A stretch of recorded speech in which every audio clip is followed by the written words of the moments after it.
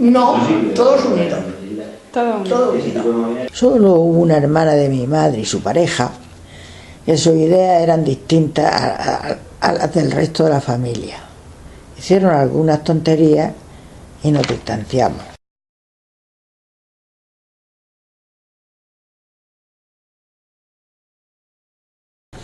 No tuvimos necesidad de ello. Todo lo que éramos y lo que teníamos estaba aquí. Bueno, no era familia todavía, pero después me casé con él, sí, se fue a Alemania. Aquel hombre mío se fue a Alemania, emigró. ¿Que por qué me quedé en España? Porque el marido no me quiso llevar a Alemania. Mi padre se fue a la guerra. No era militar, era un ciudadano cualquiera. Mi padre se incorporó con la Quinta del Saco, que eran los mayores que los tenían de retén, que no llegaron ni a hacer instrucción, pero que allí los tuvieron. Cuando terminó la guerra, que estaba yo en Molino, como ya Antonio Cristo, fueron los de derecha. Los de derecha, claro. Iban guardias civiles, iban caciques de los mandados por la gente de rica. Sí, sí, claro. En busca de mi tío Antonio, de mi tío Cristóbal y de mi tío Gabriel. Porque uno era de la CNT y otro del Partido Comunista. Claro. Y eso me cogían a mí, me llevaban arriba a una almazara que había derribada, que había un sótano, y me llevaban a mí delante y 7 o 8 detrás de mí con los fusiles y los revólveres, en busca de ellos. En busca de ellos. Y me decían, ¿tú cuándo has ido a llevarle de comer a tus tíos? Digo, yo no he ido a llevarle de comer a mis tíos porque mis tíos no estaban aquí. Porque estaban escondidos, cuando la guerra se escondía. Uno estaba en Francia, Cristóbal estaba en Francia, y Gabriel, como nació en Argentina, pues desde Barcelona, antes de terminarse la guerra, pues se fueron huyendo. ¿Eran exiliados? Sí. Y ya mi tío Cristóbal volvió después, viviendo Franco aún, por uno que había aquí en Fortuna, que éramos amigos de él, de derecha, que era este que vivía en La Fuente, Bolero. Ah, sí. Paco Bolero. Bolero, sí. Que estaba en la hacienda en Murcia, como eran muy amigos y se conocían, uno era de derecha y otro de izquierda.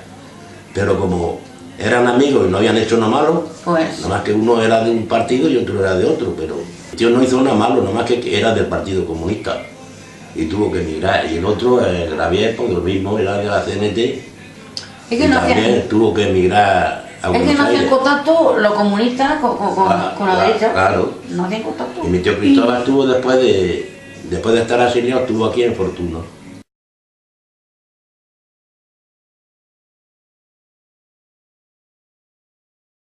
¿Cómo era España? Sí. Muy diferente ahora. Muy miserable. Antes era toda fuerza de brazos, no había nada de industria ni había nada. A fuerza de brazos. Una España desolada, en ruinas y pobreza, mucha pobreza y bastante odio.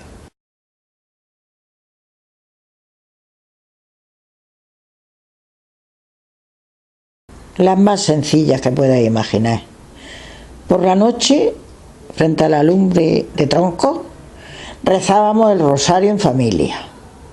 Luego me sentaba en las rodillas de mi abuelo Miguel para que me contara un cuento y me dijera los días que me faltaban para ir al colegio. Esa era mi mayor ilusión. Ánimo. Ánimo. Estábamos con miedo. Ánimo no teníamos. Teníamos miedo. Entonces teníamos miedo en el sentido que tú estabas en tu casa tranquilamente y venían y se llevaban lo que tú tenías. Siendo tuyo, ¿eh? Lo requisaron, ¿eh? No, se lo llevaban. Sí, es que se lo llevaban. Hombre, es que no me acuerdo yo que entraron allí con mi madre, allí en la casa del tío Joaquín, para llevarse, se lo llevaban ¿cómo le llamaban? No, sí, no me sale. En la guerra, los comunistas, los de izquierda, los de izquierda no querían a la derecha. ¿Sabes? No querían a la derecha. Entonces, pues te quitaban las cosas, te tenías que callar. Te tenías que callar porque esa gente no tenía y eran de izquierda y iban a llevárselo. Sí, sí. Pasa que en guerra, como no había para los pobres, no tenían para comer, pues cogían y requisaban cuando en guerra.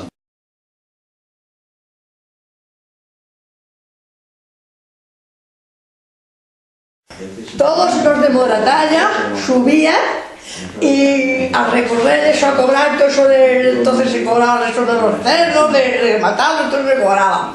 Y entonces todos venían a casa nuestra y le dábamos solo cama y comida, a todo eso siempre, siempre. Estábamos unidos completamente y hacíamos muchos bailes y hacíamos muchas cosas. Allí en mi casa. Tú dabas un pedazo de pan cuando te llegaba un pobre a la puerta y decía una limosna por Dios,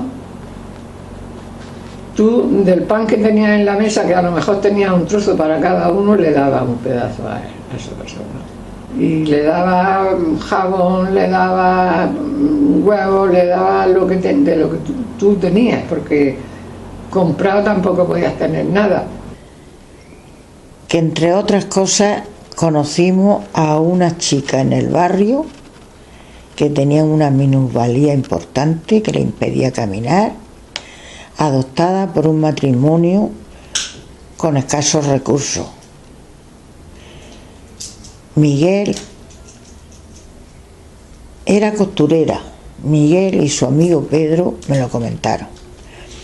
Empezamos a visitarla y a estar hablando con ella cada día. Se sentía muy feliz contándonos 1000 cosas de su niñez y sus ganas de aprender y saber. Insinuó que una radio le sería útil y le haría más corto el día. Qué buena idea nos dio. Entre los 3 hicimos una rifa. Entre los 3 vendimos todas las papeletas y una noche llegamos los 3 con un paquete. Y desde esa noche la Josefica le cambió su vida, porque estuvo acompañada de su radio, escuchando música de la que a ella le encantaba y enterándose de todos los acontecimientos del día que le encantaba. Mi padre bajaba por el pan a Gezares, que tenía 3 horas de camino a pie para bajar, y se llevaba a críos para darles simplemente la comida y vestirlos, porque estaban las madres con los niños. Por favor, lléveselo usted, por favor. Y cuando llegaban a casa, antes de meterlos a casa, teníamos que desinfectarlos, porque iban comidos de piojos, y quemar la ropica que llevaban y ponerle ropica limpia y nueva. En la plaza había madres con niños rogando, pidiendo por favor que se los llevaran, que se les morían de hambre. Entonces, lléveselo usted aunque sea para guardar los pavos. Nosotros teníamos muchos animales y los dedicábamos a eso. Y para eso te llevaba a esas criaturas. Cuando ya... En mi casa hubo uno que se fue con 8 años y se fue de mi casa cuando se fue a la mili, de casa de mi padre. Lo cogió mi padre con 8 años, que es lo que tienes que comprender. Mi padre cogió un niño con 8 años, se quedó en mi casa y él pues allí vivía con nosotros, allí comía, allí vestía y allí trabajaba con nosotros, es lo mismo que nosotras, y así llegó a tener 20 años que se fue a la mili. Entonces se iban con 20 años a la mili.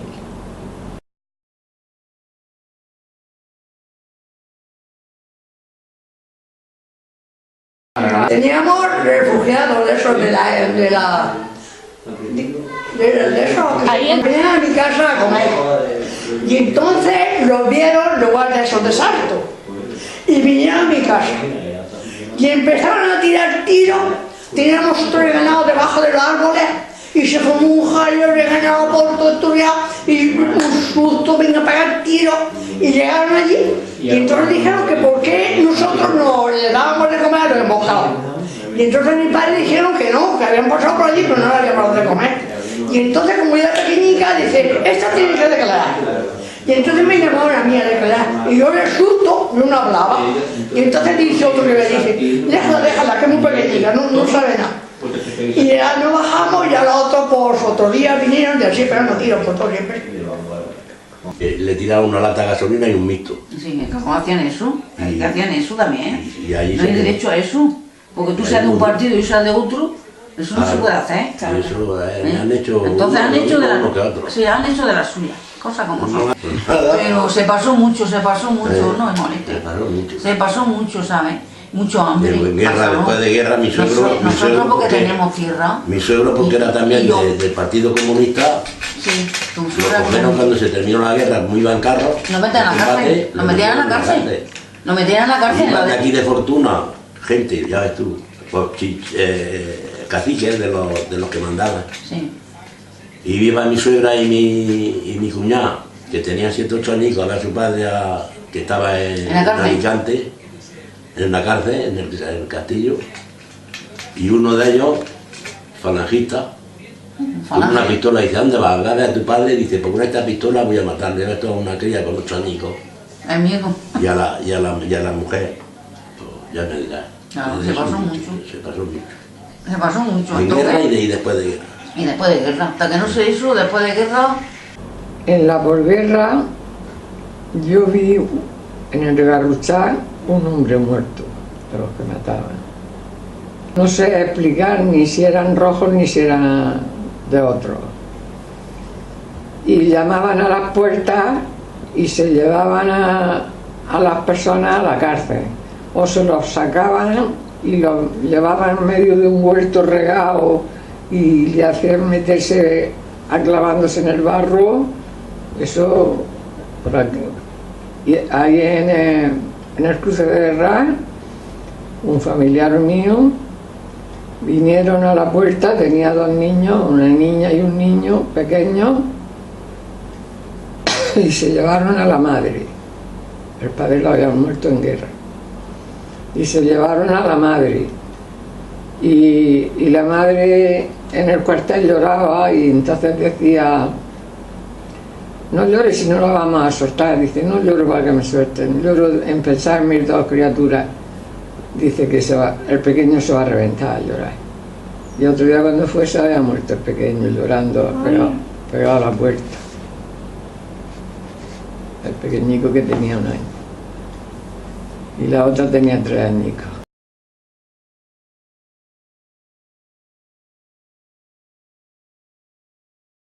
Participábamos todos de todo,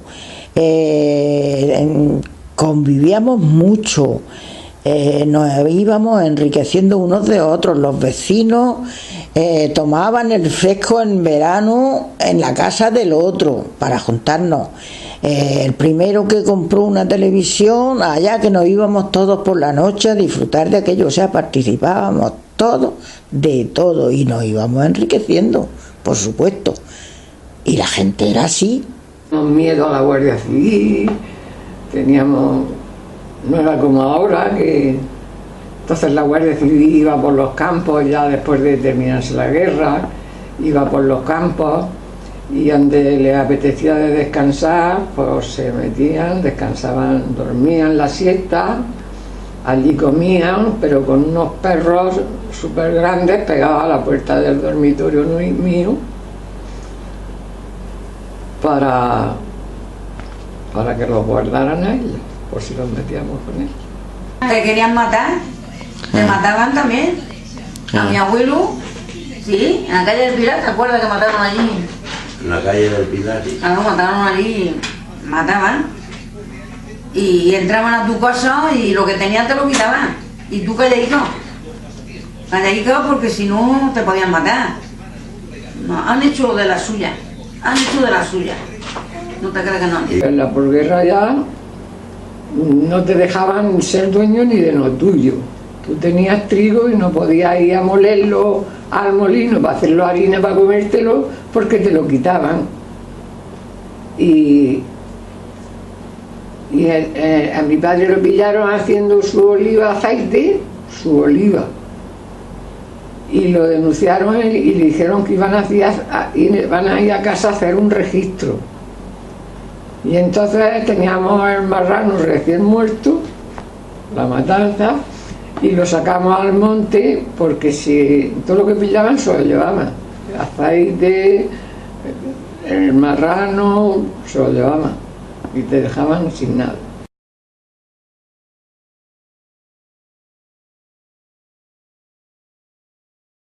No así permanente como ahora, pero cuando no había allí en el pueblecillo aquel que pusieron una maestra, pues si se iba aquella maestra de allí, íbamos allí al pueblecillo aquel que hay allí pegado, Antonio aquel, a otro que le llaman Masegoso, que está allí. Fui a los 3 pueblos y fui a la escuela, 2 meses aquí, 2 meses allí, y así pero yo sé las 4 reglas, no más, pero las 4 reglas las sé. Porque aunque había mucha miseria, pero los padres se ocupaban de que los hijos fueran al colegio, llamar a Dios, al prójimo, etc. Hablaban de todo allí, rezar y de todo. Yo lo que sé lo aprendí en la escuela, claro. Así que los niños de entonces hoy somos todos analfabetos, personas analfabetas. Tuve maestro 3 meses. Iba por casa, donde yo me crié, habíamos 5 casas. Iba 2 veces a la semana, 2 horas en cada casa. Y los patrones de cada casa le dábamos un día el plato del guisado al maestro. Y 1 peseta por cabeza de las casas que veían, no por los niños, por patrón, 1 peseta. Yo se pueden contar con los dedos de las manos las horas que eché de clase en mi vida. Y yo aprendí a mal escribir y leer.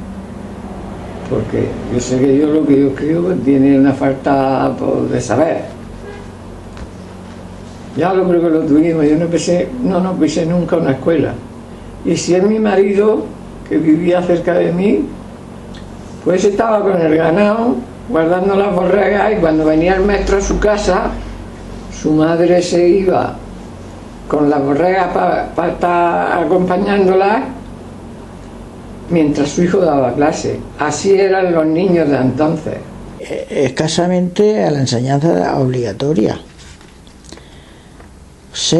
Pues muy distinta a la de ahora, porque en mi barrio solamente había 2 clases, una de chicos y otra de chicas, en donde entrábamos pues, de todas las edades, desde los 4 a los 14 años, y allí de todas las edades con un maestro pues no se puede aprender como ahora,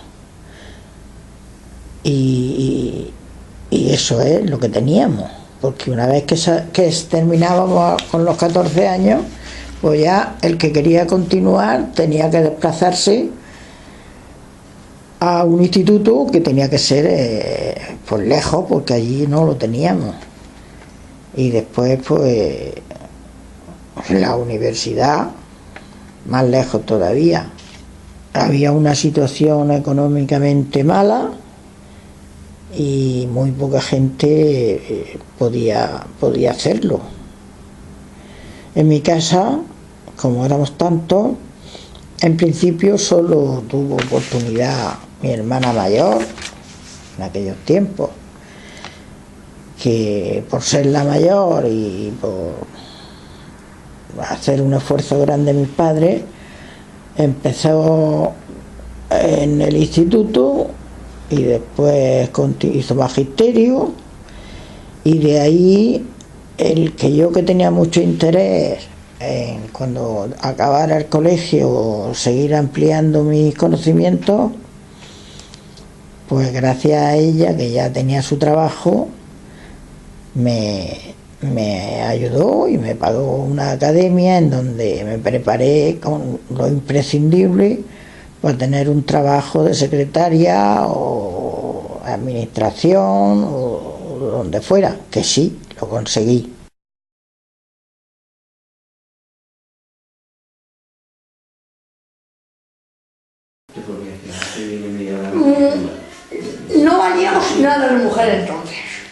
¿sabes? Y las mujeres entonces eran los hombres los que mandaban. El mío no. El mío no ha mandado nunca. Pero las mujeres sé yo que los hombres entonces los que llevan los pantalones. Las mujeres callar. Entonces antiguamente se trataban las mujeres mal. Éramos críos, no. También. Bueno, machistas, cosas de machistas, como ahora matan las mujeres. Ahora no. La verdad es que la mujer entonces tenía muy pocas posibilidades. Y lo raro que me extraña muchísimo es, con las mentalidades que había, que mis padres decidieran que mi hermana estudiara. Porque, que yo sepa, entonces las mujeres se quedaban en casa. El papel de la mujer no era más que ir al colegio, cuando acababa quedaba en casa, hacía cosas en la casa, se preparaba su ajuar y estaba lista para esperar al novio y casarse, y esa era su rutina. A la mujer no le daban otras posibilidades, o por lo menos yo no recuerdo que las tuviera. Por eso digo que mi hermana tuvo mucha suerte. Las madres eran más esclavas que hoy. Bueno, según esclavas, porque tenían que estar en su trabajo. Hoy aquel trabajo no era como ahora que se vive, que trabajan en un sitio el marido, la mujer en otro. En aquella fecha trabajaban todos en la comunidad de la casa, de lo que hubiera.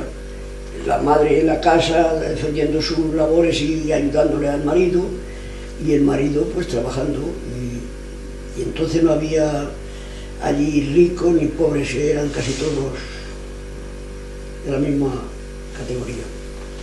¿Comprendes?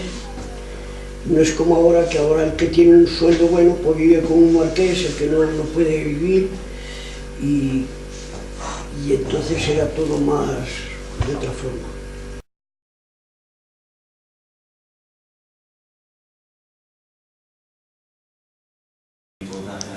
Marchita, muy marchita. Ellos eran los que trabajaban, los que mandaban en casa, los que traían el dinero a casa. La mujer, pues eso, administrar y trabajar y punto. Y muy pocas libertades, casi ninguna.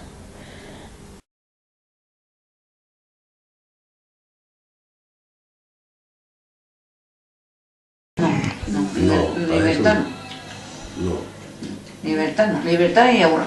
Pero entonces Nada, no podíamos decir nada. No se podían comprar revistas de porno y cosas así de eso. Nada. Había que llevar mucho cuidado para hablar. Entonces. Así que llévate cuidado con eso, que no se podía. Podías, sí, te dejaban los padres que te divirtieras, pero no, había que ir a la obligación primero que a la devoción. ¿Comprendes? Totalmente. Yo no tuve libertad de acción en ningún sentido, porque la mentalidad de los míos y de tanta gente era esa: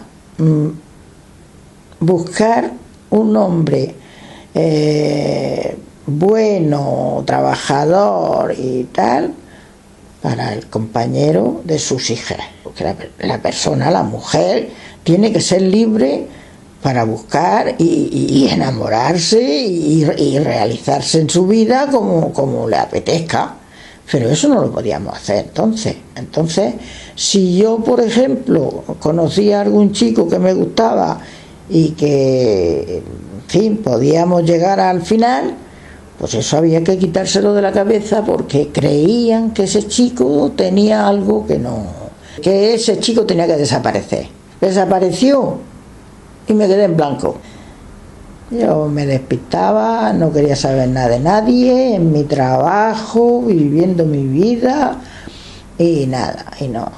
Y eso no les cuadraba tampoco, porque es que teníamos un tiempo para eso y después para casarse. Y además, otra cosa, acabado de casarte, O sea, para casarte ya tenías que dejar el trabajo y dedicarte a la casa, a la familia, a los hijos. Hubieron varios que pasaban por allí, me venían a esperar, pero yo no les prestaba mucha atención. Hasta que le echaron el ojo a uno, se lo tomaron tan en serio que me pusieron fecha de boda. Y así fue. Correctamente, con todo detalle, sin conocernos, claro, y ahora, al altar. Eso es lo que era una cosa bien hecha. Vaya que sí. Vaya que sí. ¿Y qué pasó? ¿Qué pasó? Que nunca lo habían visto con novia, que nunca lo habían visto con chicas, que no salía de casa, que trabajaba mucho. Sí, lo que entonces llamábamos un marica. Pues así fue, así fue.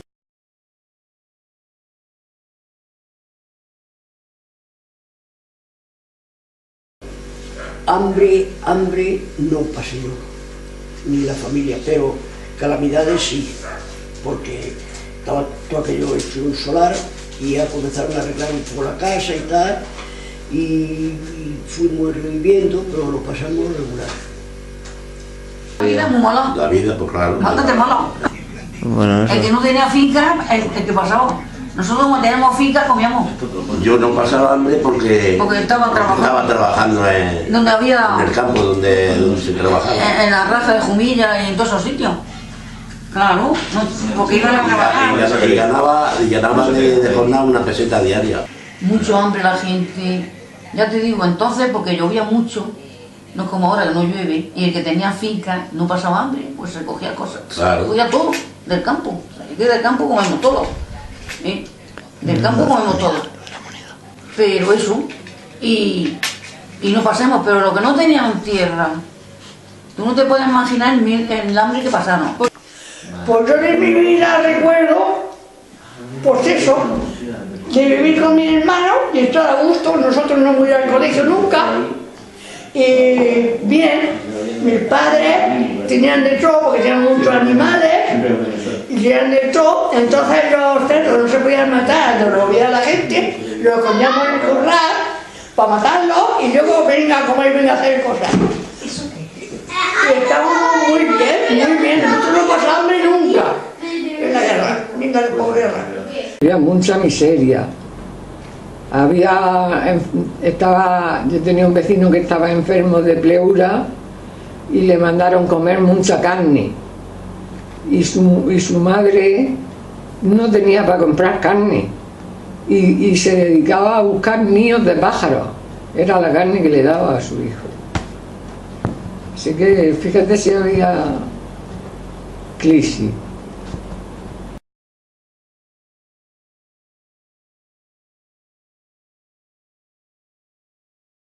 Sí, la moneda, que no se ganaba nada.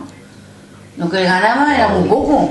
El dinero no valía. No valía. No valía. Tenía que ser de Franco, porque el otro ya no. Ese dinero que era ya de negrí, como decían. Tenías que entregarlo. Ese dinero, entregarlo y mucha gente que tenía escondido, pues ya no le valió para nada.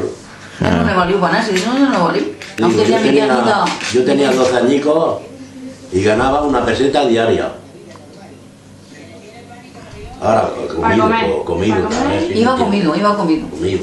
Iban comido pues tenían Y finca. trabajaba de sol a sol en el campo y ganaba una peseta, además de la comida. Mi padre siempre le gustó procuró tener un ahorrico por lo que pudiera pasar, decía. Y en cambio, pues sí, cuando acabó la guerra no sirvió para nada, porque efectivamente él lo tenía, pero no lo podía utilizar, no podía comprar nada. Nos dieron unas cartillas de racionamiento que en la tienda que teníamos cerca nos suministraban con los cartones esos que nos iban cortando. Y luego también había una ayuda, que para eso teníamos que desplazarnos al pueblo de Beniaján, a la casa del alcalde entonces, y también nos ayudaban con una barra de pan, una botella de aceite, alguna cosa así, una vez a la semana. En mi casa no había nadie dispuesto a hacer ese viaje, porque quedaba lejos y porque decían que no valía la pena. Pero yo siempre estaba en la reserva y decía, yo iré. Me iba andando y me ponía en la cola que llegaba 50 metros más para abajo. Y cuando faltaba ya menos para llegar, me iba colando, porque claro, como era una cría, me colaba. Y cuando llegaba a la ventana, una ventana de reja, una reja, que lo daban por allí para que la gente no se colara, me subía a la reja y claro, llamaba la atención. Y las mujeres que había detrás, que me habían visto colarme, me daban cada pellizco en las piernas y me decían de todo. Pero a mí me daba igual. Me daban una barra de pan y una botellita de aceite.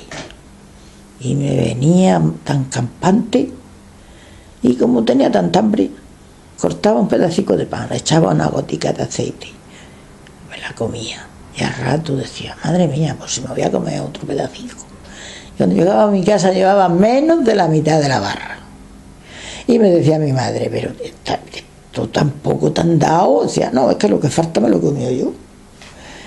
Y así era aquello, muchacha.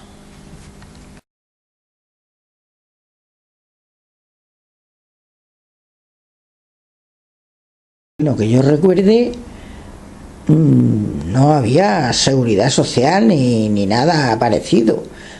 En cada familia, por lo menos que yo conozca, en mi caso había el médico que se le hacían una especie de contrato, pagaban anualmente una cantidad y ese médico tenía la obligación de venir al domicilio y atender los casos que hubiese de enfermedad. Y se pagaba sus medicamentos y hasta las mujeres normalmente daban a luz en su misma casa. Que yo conozca, había una parturienta, le llamaban, que venía y ayudaba a la enferma o a nacer el crío y nada de seguridad social. Eso eran las atenciones que tenían los enfermos cuando ya estábamos muy mal, porque si no, para un dolor de muela o lo que fuese, ahí no había médico que valiera por ninguna parte. Sanidad, no había sanidad como hay ahora para nada. Nosotros vivíamos en Villora, que teníamos 3 horas de camino para llegar a Beniaján con una burra, y cuando teníamos que llevar un médico, bajábamos y con la burra llevábamos al médico a Villora. 3 horas para allá y 3 horas para acá de viaje. Y le pagábamos al médico. Con una urgencia. Con una urgencia, pues allí en mi misma finca pues murió un niño antes que llegara el médico. Tuvo que salir otra persona a decirle al médico que se volviera, que ya se había muerto por un cólico.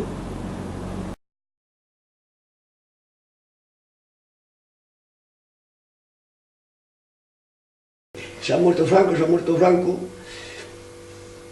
y yo pues no, de eso ya casi no le he echado sal ni agua. Pues nos dio lástima y eso pues sí, lo sentí bastante porque entonces vivíamos muy bien. Yo vivía muy bien entonces, cuando yo estaba. Pues la verdad es que yo de política no estoy yo muy fuerte, pero sí recuerdo que en el centro donde trabajaba, a mis alrededores, pues hubieron unos días de inquietud, de preocupación, pensando que podía haber alguna revuelta o alguna cosa. Pero ya pasando el tiempo vimos que no. El rey hizo los deberes y todo continuó bien. Esto es lo que yo veo, o lo que recuerdo de entonces. O yo, si quieres que te diga... No te doy cuidado. No me dio cuidado ninguno. Como a mí no me hizo nada bueno ni nada malo. Claro, pero a nosotros nos mató.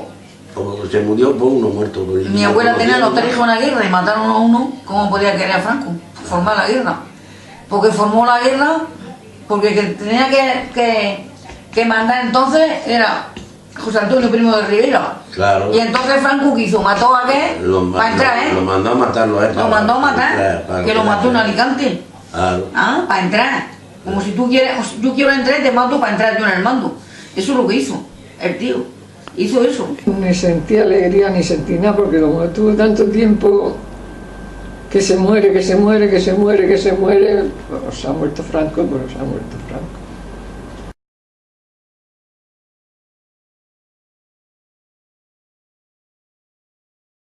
No, pero hoy no es aquello, nena, no ha cambiado nada. Allí a los padres no se les podía levantar la mano, ni nunca me pegaron a mí, nunca. Pero los padres eran sagrados y los abuelos. Y ahora es igual. Hombre, hay gente buena también ahora, pero hay más libertinaje y viven a su manera. Vivimos ordenados porque lo mamamos, y además que la situación no es como ahora. Ahora es diferente, pero mucho diferente. Cuando se iba las novias con los novios por ahí, se estaban 2 o 3 días, nunca. Pero aquel libertinaje que hay hoy, que va, no, ni la olor. Comparando ahora con entonces, Sí. pues entonces no me gustaba y ahora tampoco. Que te diga, porque lo que estamos viviendo ahora tampoco es tan guapo, pero bueno. Entonces se pasó mucho, había mucha miseria, había muchos piojos, había muchos niños con hambre. Ahora puede hablar lo que sea y no igual. Entonces, madre mía, no podía hablar, ¿no? Enseguida te limpiaba. Enseguida te limpiaba. Pero eso que hoy hay otro que hay más adelanto en tú, ¿sabes? Y ya, pues no igual. Entonces te decían que cualquiera que te tuviera odio de derecha, te decía que era un comunista, Y iban a por ti. Sí, iban a por ti. Porque ahora mismo cada uno puede tener su idea. Hoy mismo tú tienes tu idea y yo tengo las mías. Vamos a misa y tú le rezas a santo que más devoción le tengas y yo que más devoción le tengo. Y no pasa nada. ¿Sabes lo que te quiero decir? Pero entonces no podía hacerlo. No lo podía hacer. Te mataban. Calla. No se pasó nada. Pero se vivía más, de otra forma, más mísero que ahora, pero no sé, más educados. Porque los palos duelen. ¿Comprendes o no? Sí. Y había más respeto. Yo aprendí a decirle tú, y yo a una persona que lo conozca, yo en mi vida le digo de momento, oye tú, no, mi palabra es usted, aunque sea un crío, yo no, ya comienza a hablar, pero la educación esa la enseñaron los padres y los maestros y todo. Ahora no, ahora te dicen de tú, la pequeña, la grande, todo de tú. Y no la costumbre, no, pero eso es una educación regular. Para mi juicio, está esto ya muy adelantado, tanta educación. Todo el mundo a trabajar, a la escuela. Yo de 9 años ya sabía labrar, mucho cuidado, sabía guardar ovejas, y iba a la escuela. Y allí no había ni más un hijo peor ni el mejor, todos iban ordenados.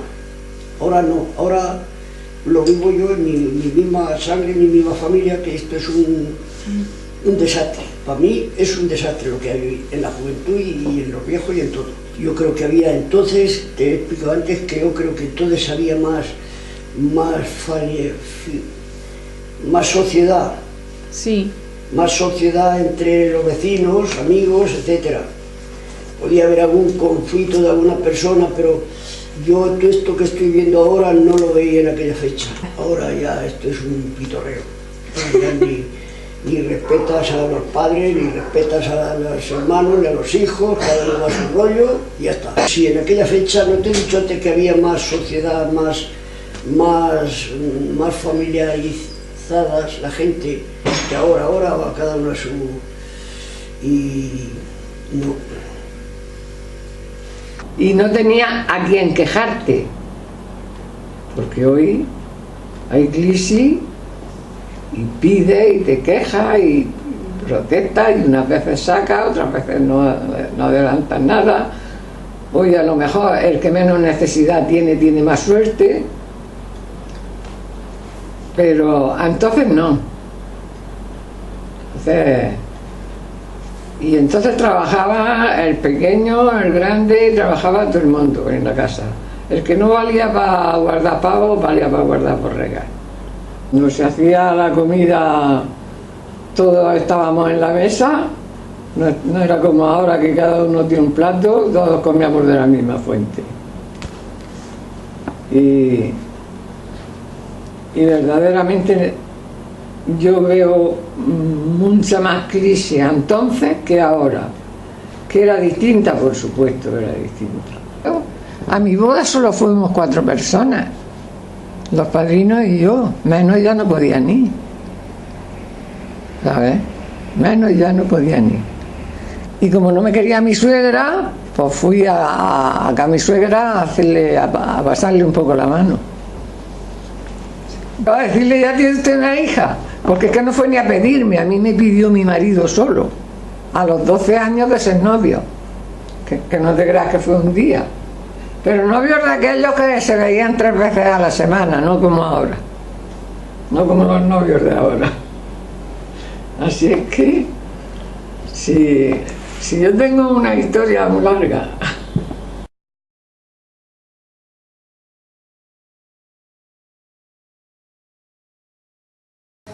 Pero se pasó bastante, pasó mucho. No me tú no ves los trenes, eso, así en las películas, todos los críos que mandaron Franco para fuera de España, que cuánta gente, algunos volvieron, pero otros no volvieron, se casaron allí, los vagones, aquellos trenes que había en aquellos vagones tan malos, aquellos trenes, cómo se iban todos los críos en Jalisco, cómo se los llevaban, y muchos se quedaron allí, Claro. muchos, Sí, o sí. casi todos, Ya, se quedaron casi todos. Claro. Pues no, sí se pasó, sí. Pero Franco hizo también de la suya. No te creas que no hizo. Y matar gente por ganar, por entrar. ¿Cómo no podía querer mi abuela que mató un hijo? Y 3 hijos que tenían en la guerra, peleando allí. Claro, un hijo murió en la guerra. Uno murió, de 18 años. De 18 años. ¿Sabes? Y mi tío Antonio, el dueño de los niños resucitados, ya te digo, por eso se libró.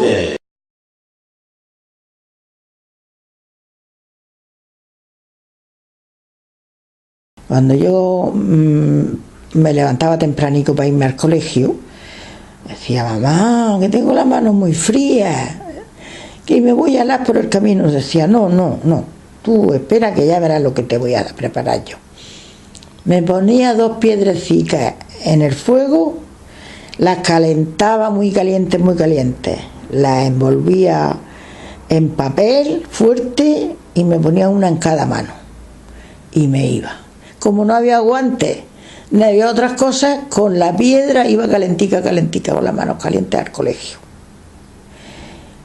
Y luego hay otra que recuerdo muy bien, que era cuando mi hermana se iba al instituto, para todo el día se llevaba la comida, y mi madre le hacía una tortilla francesa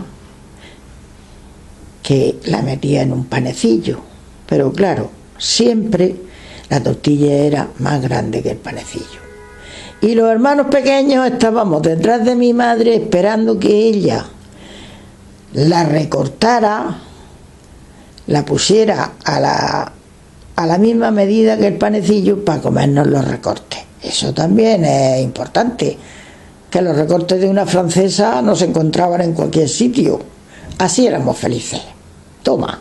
Yo conocí hacer café en una olla que estaba, mi madre la tenía de hierro, la enterraba por la noche en estiércol de Orrega y estaba toda la noche esa olla de hierro que era a presión tapada. Ya otro día estaba el café de cebada que estaba riquísimo, como para tomar una taza ya. Todavía sigo siendo pequeña. Allá al fondo de la finca, donde está mi barraca, había un huerto de melocotones que había que vigilar porque la gente se lo solía llevar. Cuando me tocaba a mí, me llevaba un saco, una almohada para descansar, un cuchillo y una caña. Con esto me hacía una flauta que no paraba de tocar, hasta que la vecina de enfrente le dio las quejas a mi padre. La Maruja con su flauta no me deja descansar. No te preocupes, Josefa, que ahora me voy para allá. Se vino volando el hombre y me dio tal palmetá que la flauta de Maruja nunca se volvió a tocar. Con esas pequeñas cosas me sentía tan feliz, feliz.